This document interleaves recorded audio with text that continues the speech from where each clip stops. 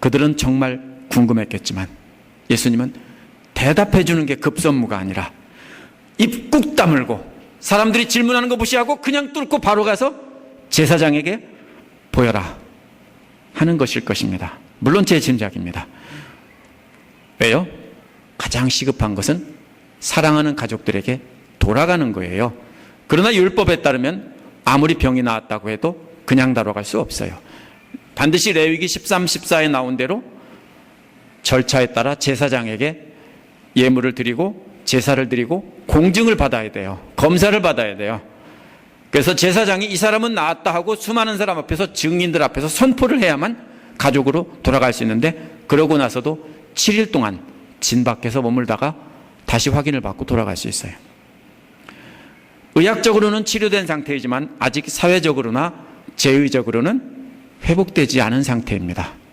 그렇기 때문에 이 사람은 하루빨리 사랑하는 가족에게, 친척들에게 돌아가고 싶었을 것입니다. 가서 마음껏 포옹도 하고 대화도 나누고 그동안 사람들로부터 소외되었던 그 아픔을 치료받고 싶었을 겁니다.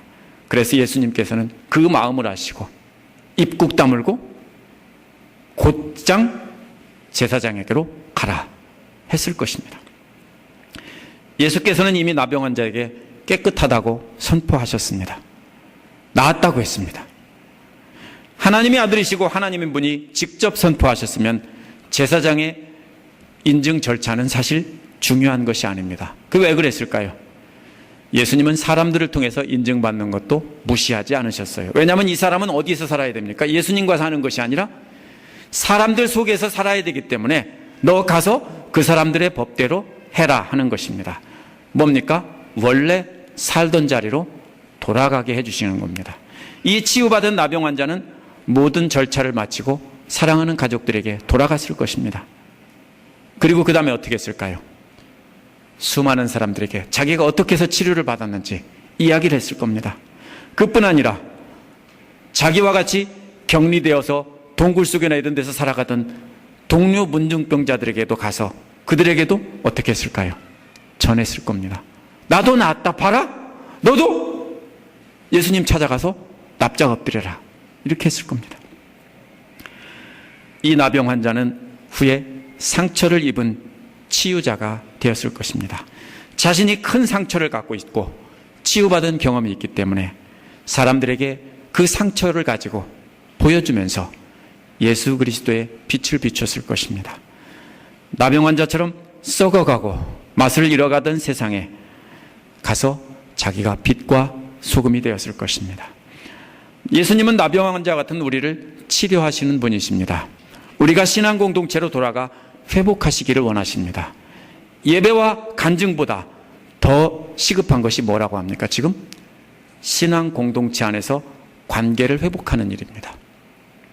오늘 본문의 바로 이전 장면에 5장 23, 24절에서 뭐라고 나옵니까? 예수께서 예물을 제단에 드리다가 거기서 내 형제와 원망 드는 만한 일이 있는 줄 생각나거든 예물을 제단 앞에 두고 먼저 형제와 화목하고 그 후에 와서 예물을 드려라.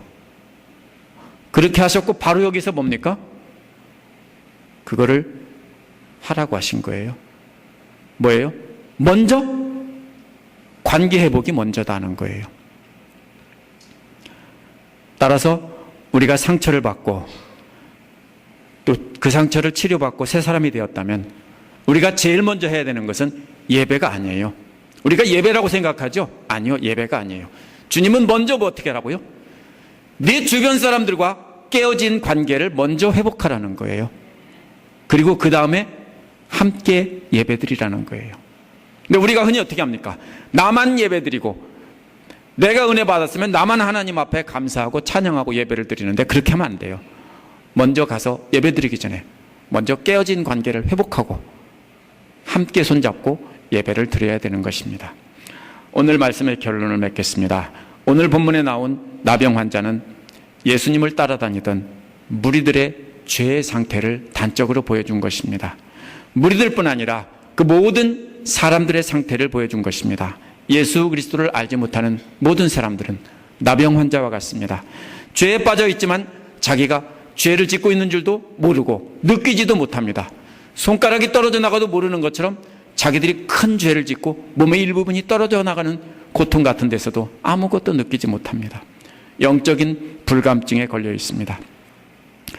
시간이 지나면서 병이 깊어지지만 점점 감각도 더 무뎌집니다. 손발이 떨어져 나가고 눈이 안 보여도 고통을 느끼지 못하는 나병 환자와 같습니다.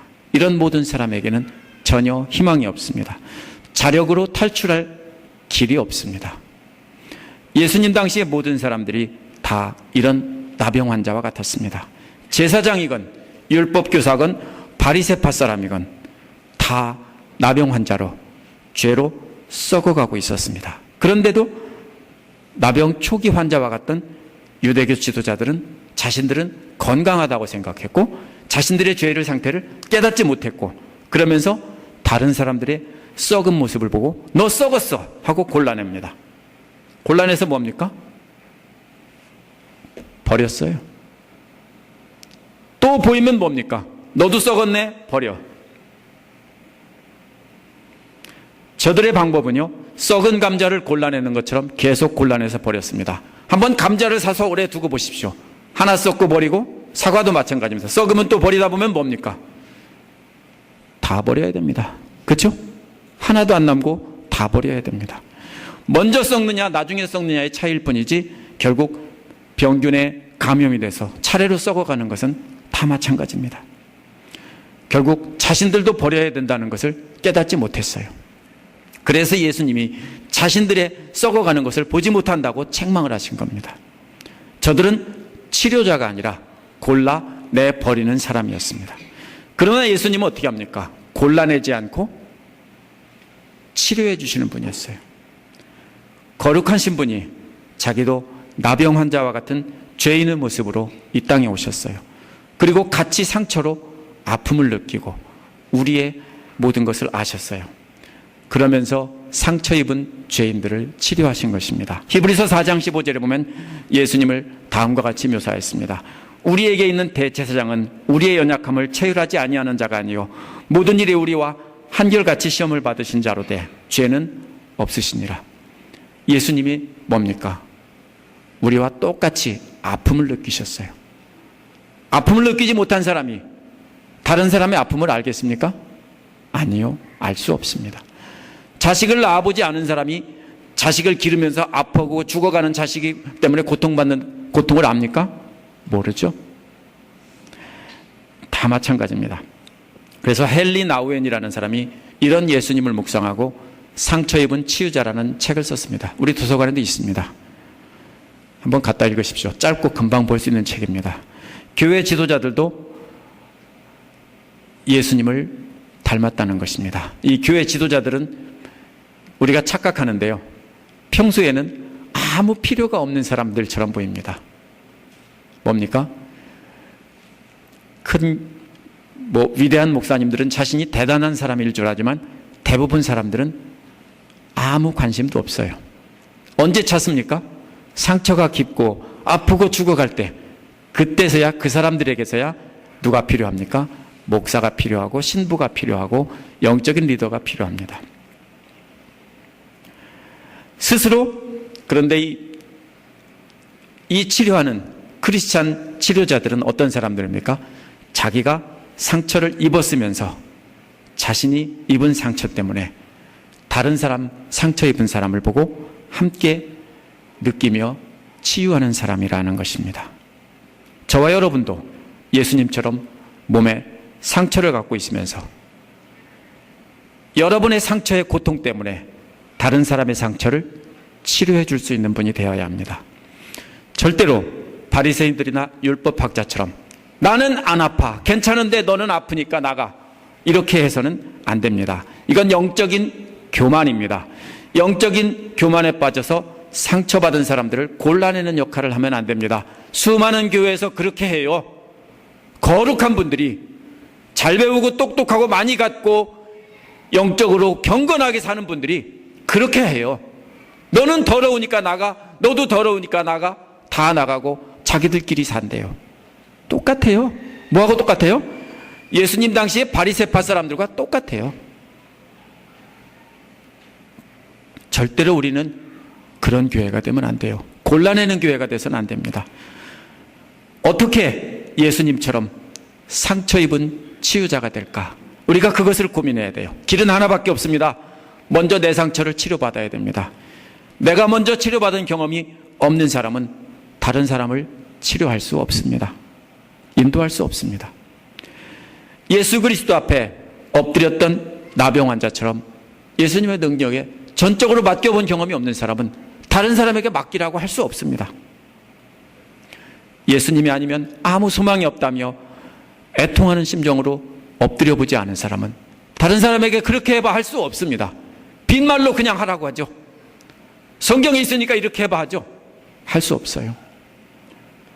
엎드린 뒤에 예수님이 어루만지시는 사랑의 손길과 능력의 말씀으로 치유받았다면 그 다음에 할 수 있는 일은 공동체와 관계를 회복하는 일에 최선을 다해야 합니다. 제자훈련과 사역훈련은 이 과정을 거치는 과정이 되어야 합니다. 먼저 뭘 발견해야 됩니까? 자기가 죄인이라는 것을 제자훈련을 통해서 분명히 발견하지 못하면 아무 쓸데없어요.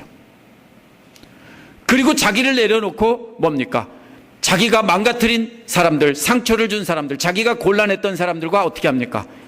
관계를 회복하는 일을 먼저 하지 않으면 여러분은 아무것도 할 수 없습니다. 그러므로 먼저 우리가 우리의 상처를 보고 주님 앞에 엎드리고 내가 먼저 치료가 돼야 됩니다. 그 다음에 그 치료된 그 상처를 끌어안고 아직도 아파요. 덜 아물었어요. 근데 더 아물은 상처를 끌어안고서 더 아픈 사람에게 가서 치료를 해줄 수 있습니다. 먼저 치료하기 전에 뭐부터 하라고요? 관계를 회복하라고요. 내가 상처를 준 사람에게 가서 회복시켜야 됩니다. 그 다음에 우리는 우리를 치료해 주신 예수님을 증거할 수 있습니다. 우리 목자님들도 마찬가지입니다. 우리 교회에 보이지 않는 수많은 리더들이 있습니다. 이런 분들도 다 마찬가지입니다. 안수 집사님도 다른 집사님들도 다 마찬가지입니다. 이것이 이루어지지 않으면 냉랭한 가슴으로 쳐다만 보면 비판만 하게 되고 골라내기만 하게 돼요. 저 인간은 왜 저래? 저 사람은 왜 저래? 저분은 왜 저래? 이렇게 하고 막 골라내다가 뭡니까? 나는 왜 이래? 이거를 못 보는 것입니다. 먼저 자신의 상처를 볼 줄 모르면 남의 상처를 보고 아파할 수 없습니다.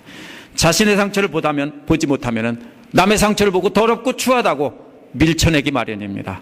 예수 그리스도를 통해서 깨끗함 받아서 그걸로 다른 사람과의 관계를 회복하시고 다른 사람을 깨끗하게 하는 대로 인도하는 저와 여러분 되시기를 바랍니다. 우리 함께 기도하겠습니다.